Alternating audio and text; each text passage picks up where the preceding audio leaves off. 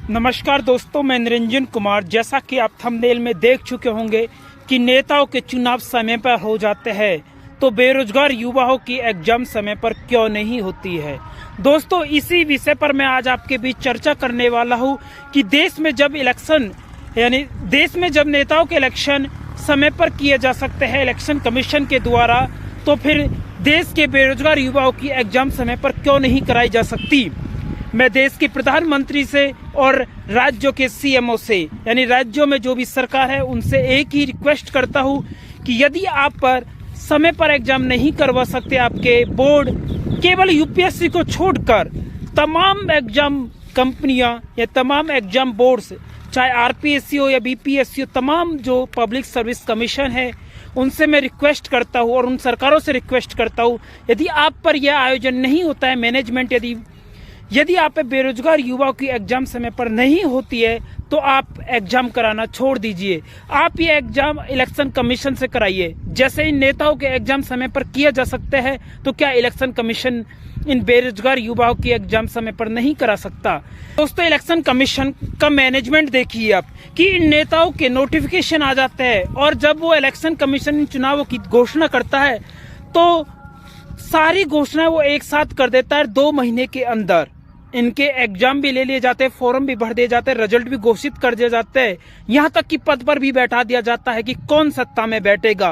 तो फिर देश के बेरोजगार युवाओं को ये नेता क्यों बेवकूफ बनाते हैं। क्यों ना ऐसा कोई मैनेजमेंट तैयार किया जाए जैसा इलेक्शन कमीशन करता है, क्योंकि इलेक्शन कमीशन जब इन नेताओं के एग्जाम या इन नेताओं के चुनावों को 2 महीने में संपन्न करा सकता है, तो देश में बेरोजगार युवाओं के नोटिफिकेशन से लेकर और एग्जाम कंडक्ट कराने और परिणाम लेने तक, पोस्टिंग देने तक 2 महीने में कराई जा सकती है। बट देश के बेरोजगार युवाओं के साथ ये सरकारें धोखा करती है और करती आई है। तो इसका सबसे बड़ा उदाहरण आप देख सकते हो रेलवे नोटिफिकेशन का। रेलवे का नोटिफिकेशन आता है 2019 में, स्टूडेंट आंदोलन करते हैं ट्विटर पर। उसके बाद रेलवे बोर्ड एग्जाम कंडक्ट कराता है 2022 में, और एग्जाम का रिजल्ट आने के बाद आज तक उन्हें पोस्टिंग नहीं दी गई। यानी इन सरकारों ने युवाओं को पंचवर्षीय योजना की तरह नोटिफिकेशन निकालते हैं, और नोटिफिकेशन यदि निकाल देते हैं तो एग्जाम का डेट नहीं आता है। एग्जाम का डेट आ भी जाता है, एग्जाम हो भी जाता है, तो एग्जाम कैंसिल करा दिया जाता है। और एग्जाम कैंसिल हो जाता है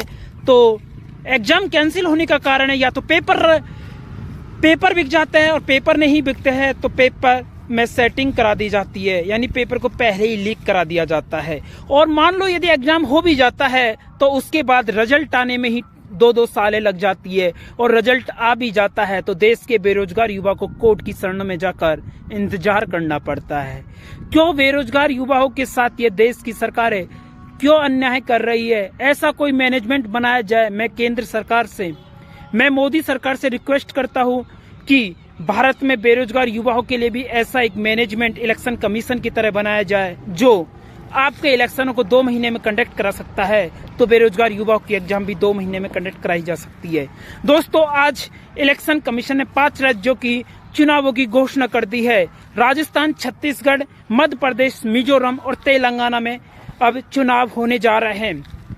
चुनाव राजस्थान, मध्य प्रदेश और तेलंगाना और मिजोरम में 1 चरण में होंगे। वहीं छत्तीसगढ़ में ये चुनाव 2 चरणों में संपन्न कराए जाएंगे। मिजोरम में 7 नवंबर को चुनाव है। छत्तीसगढ़ के प्रथम चरण के चुनाव भी 7 नवंबर को है। 17 नवंबर को मध्य प्रदेश और छत्तीसगढ़ में दूसरे चरण के चुनाव है।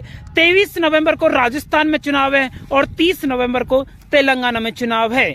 3 दिसंबर को इन 5 राज्यों के परिणाम घोषित कर दिए जाएंगे। तो दोस्तों, ये एक छोटा सा विश्लेषण था, और इस पूरे वीडियो के माध्यम से मैं बस यही बताना चाहता हूँ देश की केंद्र सरकार को और राज्यों की राज्य सरकारों को कि जब इलेक्शन कमीशन इतने अच्छे से मैनेज आपके इलेक्शनों को करा सकता है, तो फिर देश के बेरोजगार युवाओं की भर्तियां भी टाइम से कराई जा सकती है। यदि दोस्तों आपको हमारी ये इन्फॉर्मेशन अच्छी लगी है तो वीडियो को लाइक जरूर करिए और अधिक से अधिक लोगों तक ये वीडियो शेयर करिए। Thank you for watching this video. जय हिंद, जय भारत।